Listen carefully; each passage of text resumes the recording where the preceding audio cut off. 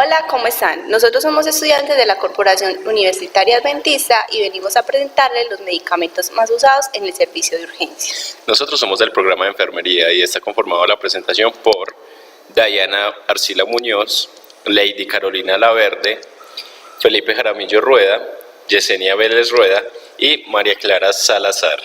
Bueno, entonces vamos a dar inicio con los medicamentos. Como primer medicamento encontramos a la furosemida. Este es un diurético de asa de la familia de las sulfonamidas utilizado para el tratamiento del edema asociado a la insuficiencia cardíaca congestiva, cirrosis y enfermedad renal, entre otros, como también es utilizado para el tratamiento de la hipertensión ligera, moderada o coadyuvante de las crisis hipertensivas o edema pulmonar. Más adelante miramos las indicaciones. Entonces, como mecanismo de acción ya sabemos que es un diurético de asa. Eso quiere decir que actúa a nivel de la nefrona, en el asa de Henle. Ahí bloquea el sistema de transporte de sodio, potasio y cloro en la rama descendente del asa de Henle, aumentando la secreción así de sodio, potasio, calcio y magnesio.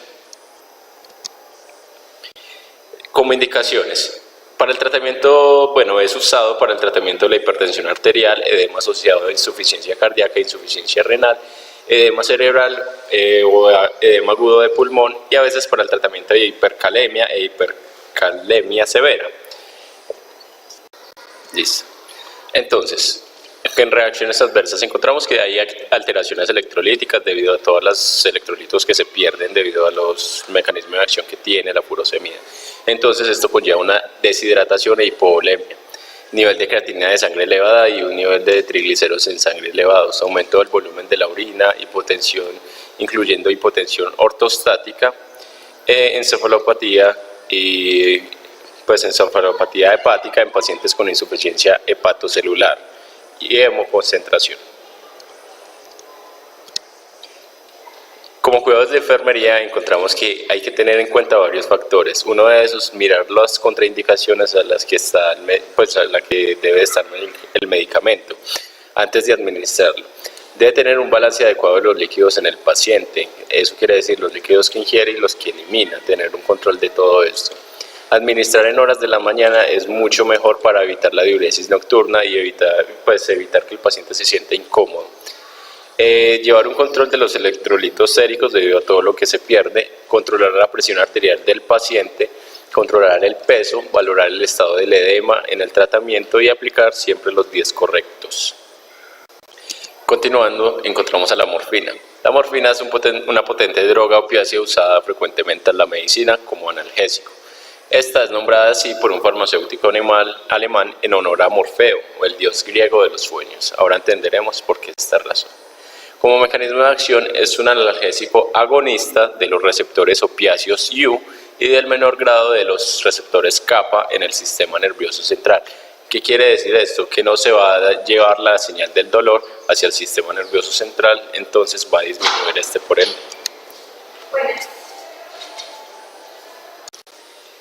Siguiendo con las indicaciones, este es usado solamente para el tratamiento del dolor agudo o crónico, moderado o grave, incluyendo el dolor óseo. Como reacciones adversas encontramos confusión, insomnio, alteración del pensamiento, cefalea, contracciones musculares involuntarias, somnolencia, por eso también debido al nombre de Morfeo, el dios griego, mareos, broncoespasmo, disminución de la tos, dolor abdominal, anorexia, estreñimiento, sequedad de la boca, dispepsia, náuseas, vómitos y entre muchos más que pueden encontrar acá en la diapositiva. Siguiendo con los cuidados de enfermería, hay que tener en cuenta la administración de los 10 correctos, evaluar cuidadosamente el dolor del paciente antes y después de administrar el medicamento. Importante también vigilar signos vitales, diluir adecuadamente el fármaco según los protocolos institucionales que manejen y administrar lentamente por el riesgo de vasodilatación.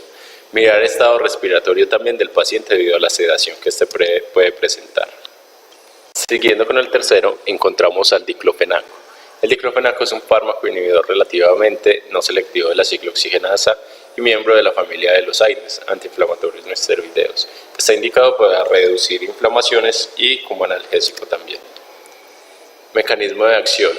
Inhibe la vía de las ciclooxigenasas COX-1 y COX-2. El mecanismo de acción del diclofenaco también puede estar relacionado con la inhibición de la prostaglandina sintetasa. En cuanto a las indicaciones, está indicado por vía oral e intramuscular para el tratamiento de diversas enfermedades que pueden ocasionar un dolor grave en la persona. Dentro de eso está lumbalgia, gota de enfasia aguda, inflamación postraumática y posoperatoria, cólico renal y biliar, migrañas y muchísimas más.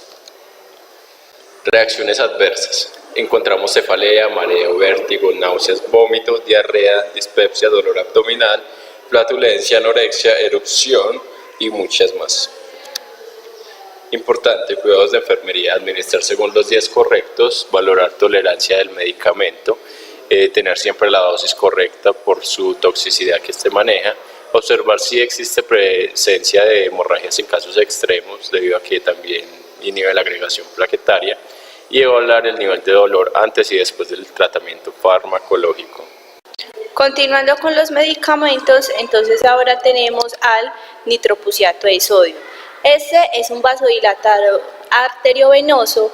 Por su potente acción vasodilatadora, produce una disminución de la resistencia vascular periférica y un marcado descenso en la presión arterial, al igual que los nitratos, actúa como un donador de óxido nítrico.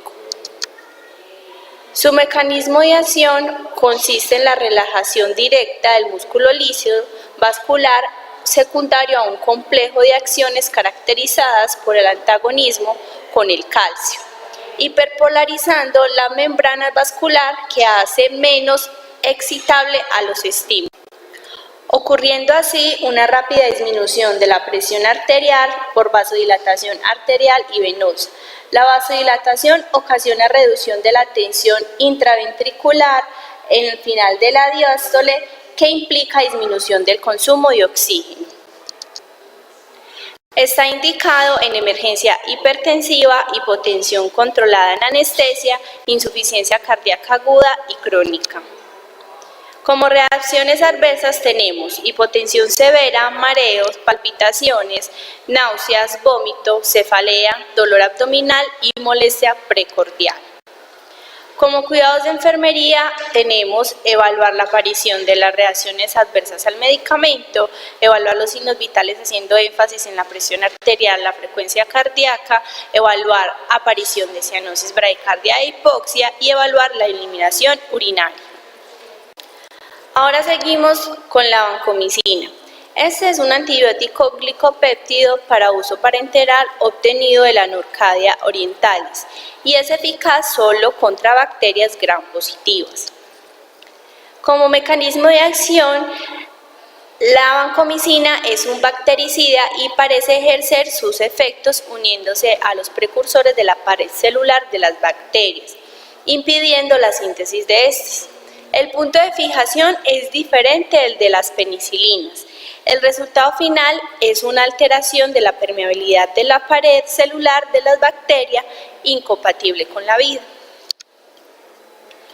Indicaciones. Está indicada como tratamiento de segunda elección en pacientes alérgicos a las penicilinas, en infecciones causadas por microorganismos sensibles y en enfermedades en las que han fallado otros tratamientos como las enfermedades estafilocócicas, endocarditis, septicemia, infecciones óseas del tracto respiratorio bajo, piel y tejidos blancos.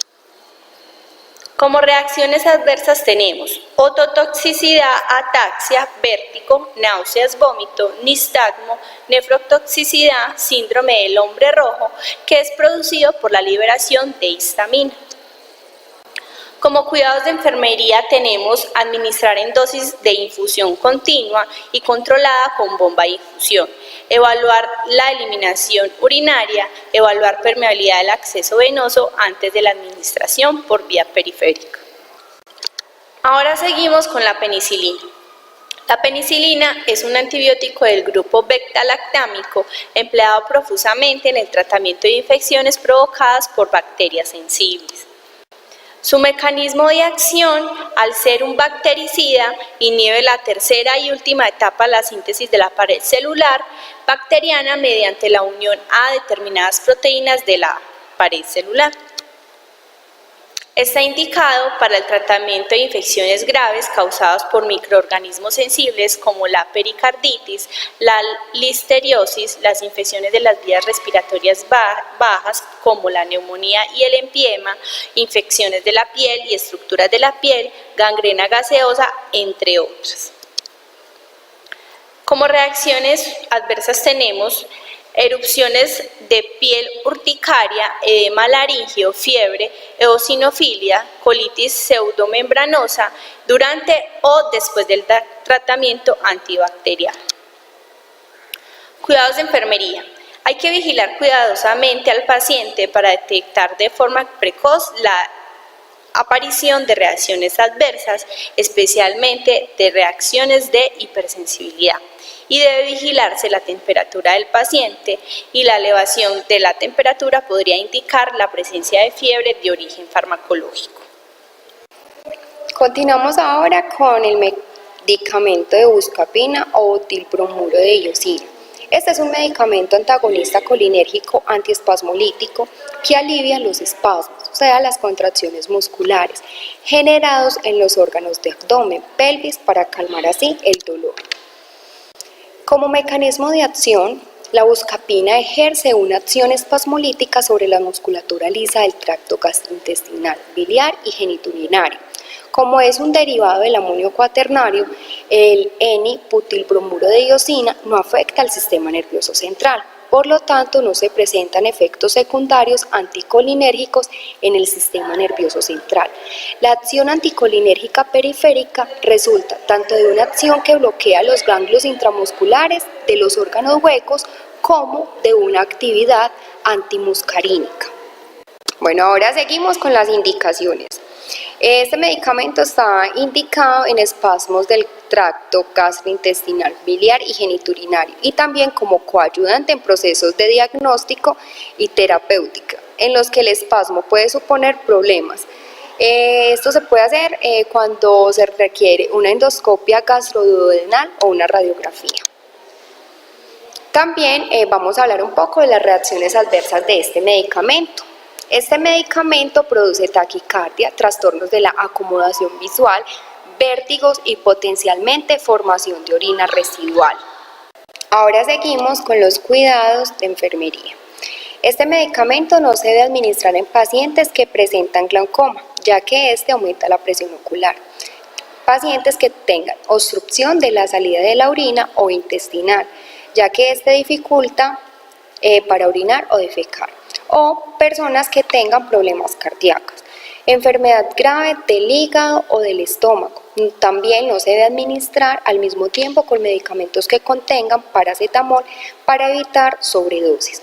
Debe tenerse precaución con tratamientos conjunto con medicamentos para dormir, como la glutetimida, y antiepilépticos, como es el fenobarbital, fenitoína, carbamazepina, con algunos antibióticos como la ranfipicina, cloranfenicol y antivirales como el rotrivir. Debe de haber una valoración exhaustiva al paciente que esté consumiendo el medicamento porque este puede generar rash cutáneo, edema localizado, diaforesis, vómito, diarrea y sequedad en la boca. Ahora vamos a continuar con otro medicamento que es la atropina. Este es un medicamento, es un alcaloide antimuscarínico que interactúa con los receptores muscarínicos de las células efectoras, evitando la fijación del neurotransmisor, que es la acetilcolina, lo que atenúa las respuestas fisiológicas a los impulsos nerviosos parasimpáticos. El mecanismo de acción de este medicamento actúa sobre el sistema nervioso central, inicialmente lo estimula y posteriormente lo deprime. La atropina produce aumentos de la frecuencia cardíaca por el bloqueo de estímulos vagales. Esta estimulación es más significativa en niños, en adultos por mayor tono vagal. También a nivel gastrointestinal causa relajación del músculo liso, disminuyendo el tono, la amplitud y la frecuencia de las contracciones peristálticas. También posee una acción inhibidora de las secreciones, especialmente la saliva y la bronquial. Relaja la musculatura bronquial y reduce la aparición de la del laringoespasmo y reduce la transpiración. En cuanto a las indicaciones, este medicamento está indicado en preanestesia, antes de la anestesia general, para disminuir el riesgo de la inhibición vagal sobre el corazón y para reducir la secreción de la saliva y la bronquial. Es también un estimulante cardíaco en presencia de bradicardia vagal inducida. También lo podemos utilizar en las intoxicaciones por insecticidas, organofosforados u otros compuestos. También para el alivio sintomático de trastornos gastrointestinales geniturinarios caracterizados por espasmos viscerales. En cuanto a las reacciones adversas, tenemos unas ocasionales y unas raras. En las ocasionales está la constipación, la disminución de la sudoración, la sequedad en la boca, la taquicardia, visión borrosa y miriasis. En las raras, aumento de la presión intraocular, hipotensión ortostática, dificultad para la misión, somnolencia, cefalea, pérdida de la memoria, confusión, debilidad, vómito y fiebre.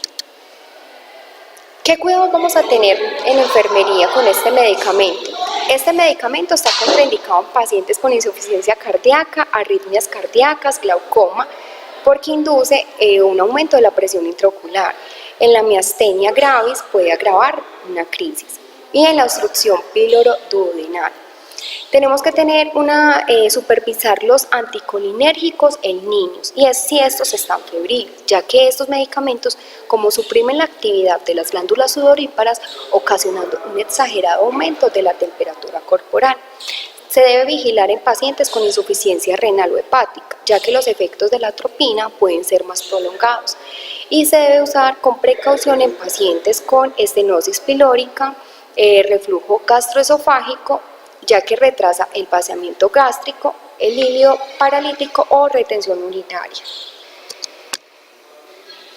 Vamos a continuar con el medicamento que es la amiodarona. Es un medicamento antiarrítmico de clase 3 que prolonga la repolarización útil en el tratamiento de las taquiarritmias supraventriculares y ventriculares.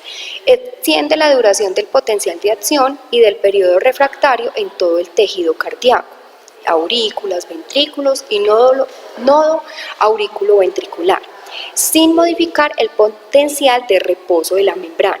También disminuye el ritmo sinusal y la conducción auriculoventricular, prolongando notablemente los intervalos PR, QS y QT.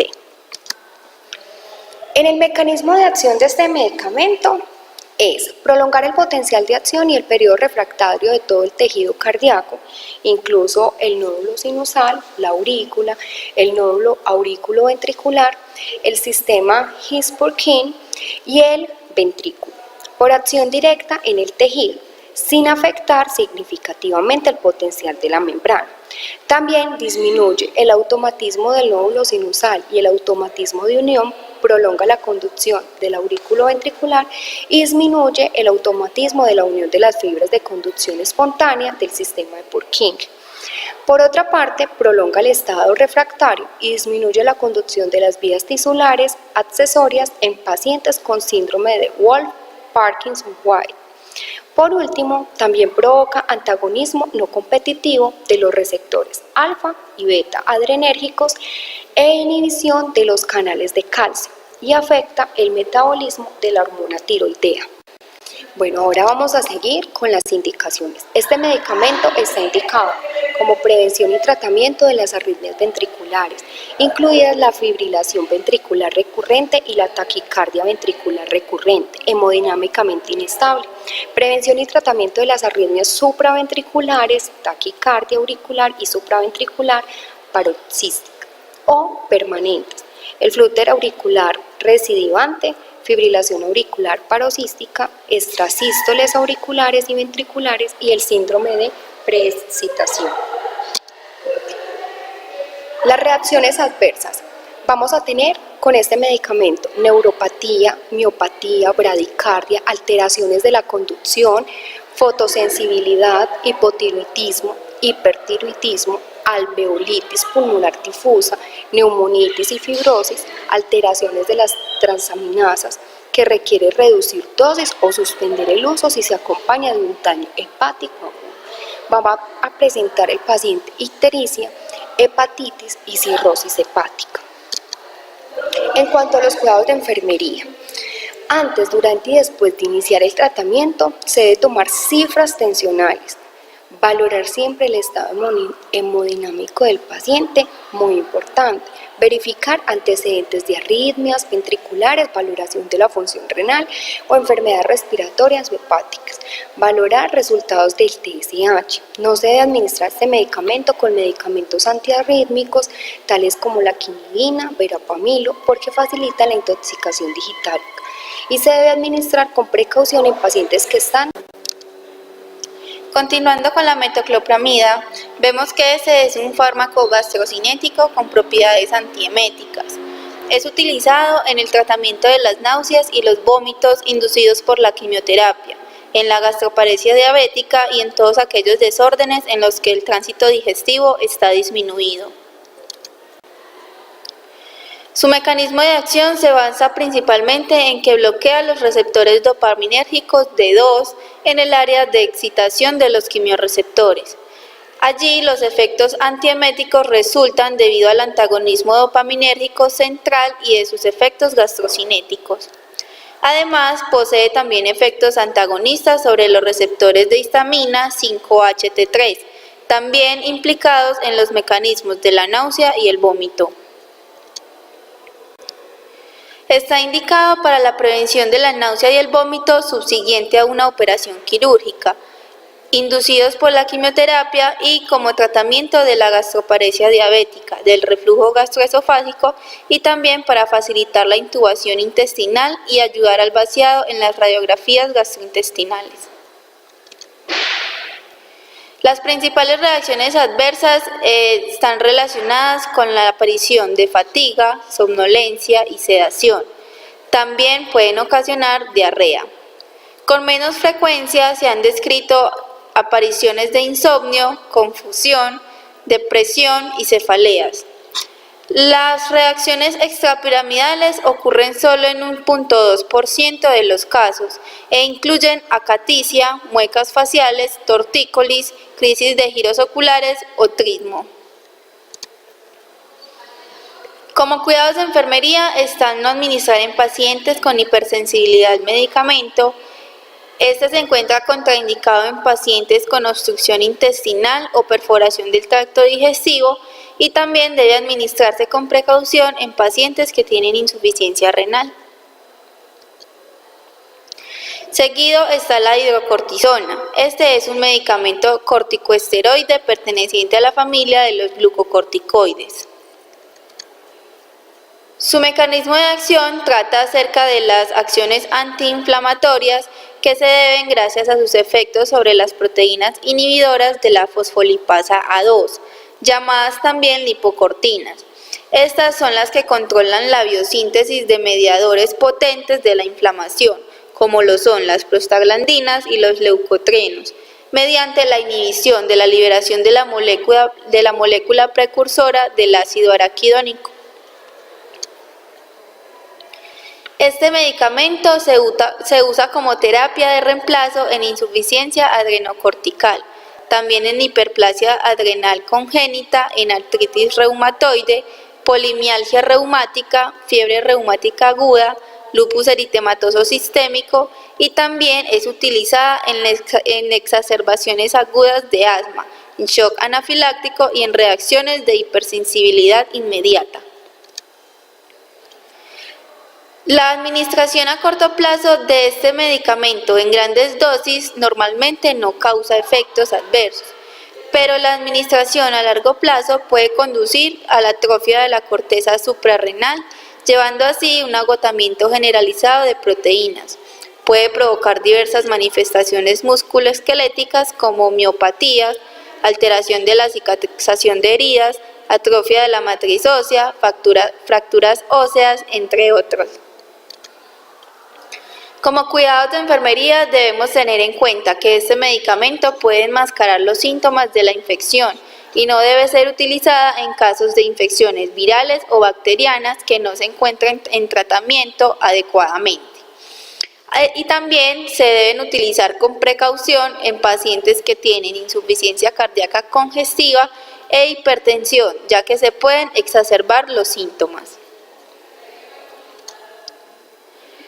Con la prednisolona vemos que este también es un medicamento corticosteroide sintético que se utiliza terapéuticamente como antiinflamatorios e inmunosupresores.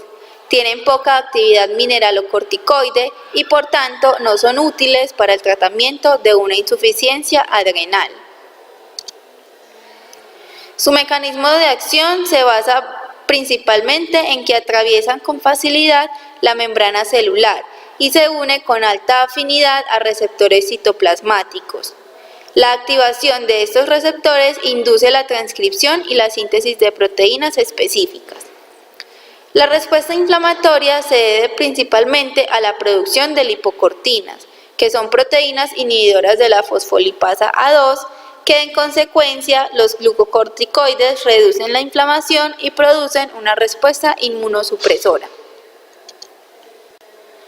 Está indicado como tratamiento de la insuficiencia adrenocortical, de las tiroiditis no supurativas, como tratamiento adyuvante en enfermedades reumáticas o en las exacerbaciones de la artritis reumatoide o psoriásica, en dermatomiosis sistémica, en lupus sistémicos y otras enfermedades del tejido conjuntivo o desórdenes de la piel. La prednisolona puede producir alteraciones de los fluidos y de los electrolitos, además de producir debilidad muscular, osteoporosis, fracturas patológicas de huesos largos, distensión abdominal, pancreatitis, esofagitis, ulcerativa, ralentización de la cicatrización, eritema facial, cefaleas, irregularidades menstruales, estado cushingoide, entre otras. Como cuidado de enfermería, debemos tener en cuenta que los corticosteroides deben ser utilizados con precaución en los pacientes con enfermedades gastrointestinales, debido a la posibilidad de una perforación intestinal, y en los pacientes con enfermedades hepáticas que ocasionan albuminemia, tales como la cirrosis. También los corticoides deben ser administrados con precaución en pacientes con coagulopatías o enfermedades tromboembólicas, ya que en ocasiones pueden aumentar la coagulabilidad de la sangre, produciendo así trombosis, tromboflebitis y tromboembolismos. Bueno, vamos a continuar con el haloperidol. El haloperidol es un fármaco antipsicótico convencional, neuroléptico, que forma parte de las butirofenonas. Se trata de uno de los primeros medicamentos que se usaron en el siglo XX para el tratamiento de enfermedades mentales. Su mecanismo de acción es neuroléptico, perteneciente a la familia de las butirofenonas. Es un potente antagonista de los receptores dopaminérgicos cerebrales y por consiguiente está clasificado entre los neurolépticos de gran potencia. Haloperidol no posee actividad antihistamínica ni anticolinérgica. Está indicado para pacientes con delirios y alucinaciones, en esquizofrenia aguda y crónica, paranoia, confusión aguda y alcoholismo, síndrome de Korsakoff, delirio hipocondriaco, trastorno de la personalidad paranoide, esquizoide, esquizotípica, antisocial, límite y otras personalidades. En el tratamiento de la agitación psicomotriz en manía, demencia, retraso mental y alcoholismo. Sus reacciones adversas son agitación, insomnio, depresión, trastornos psicóticos, trastorno extrapiramidal, hipercinesia, cefalea, discinesia tardía, crisis oculogíricas, distonia, discinesia, acaticia, bradicinesia, hipocinesia, hipertonia, somnolencia, fasias parkinsonianas, entre otras. Los cuidados de enfermería son observar el estado de conciencia del paciente frecuentemente y monitorizar al paciente antes, durante y después de la administración del medicamento, especialmente la presión arterial. Seguimos con la ceftriaxona. La ceftriaxona pertenece al grupo de las cefalosporinas de tercera generación para uso parenteral, que muestra una actividad significativa frente a gérmenes gram negativos serios. La ceftriaxona penetra a través de la barrera hematoencefálica.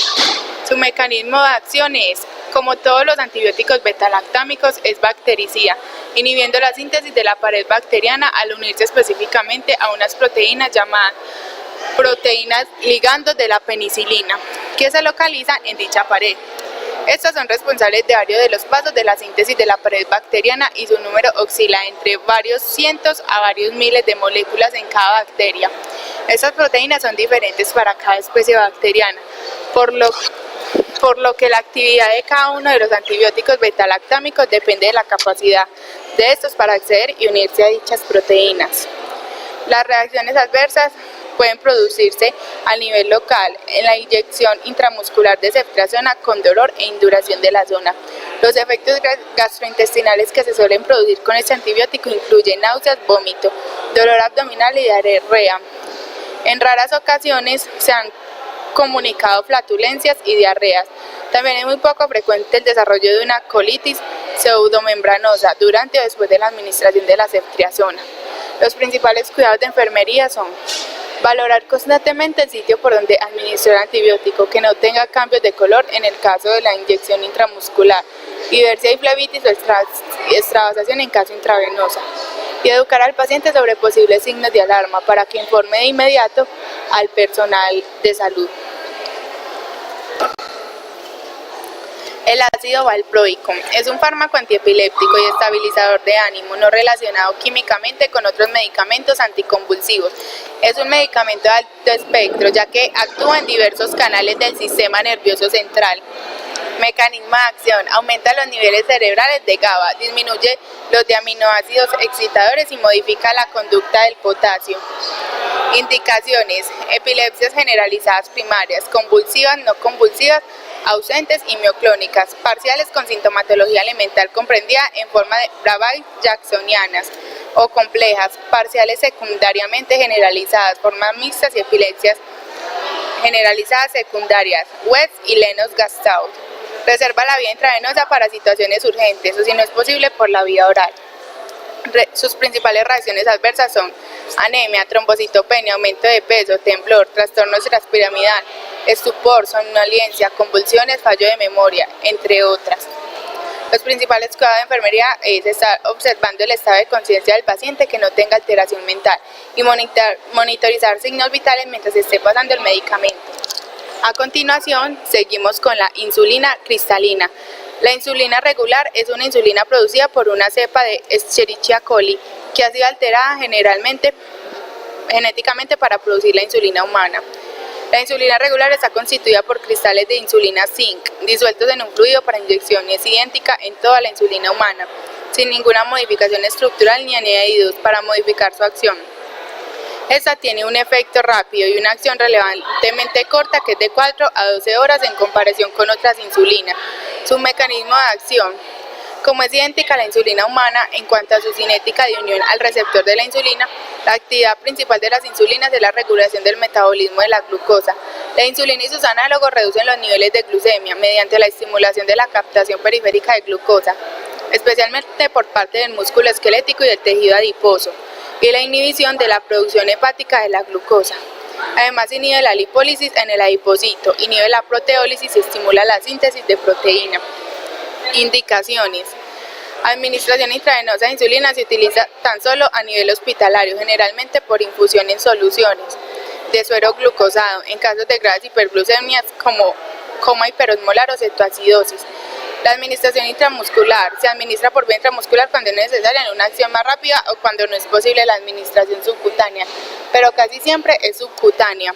Reacciones adversas: hipoglicemia, sudoración, hambre, parestesias, palpitaciones, temblor, ansiedad, confusión, desvanamiento, visión borrosa, entre otros. Principales cuidados de enfermería: tomar glucometría cada 4 horas para tener control de la glicemia. Educar al paciente y familia sobre los signos de alarma y sobre la administración de este medicamento.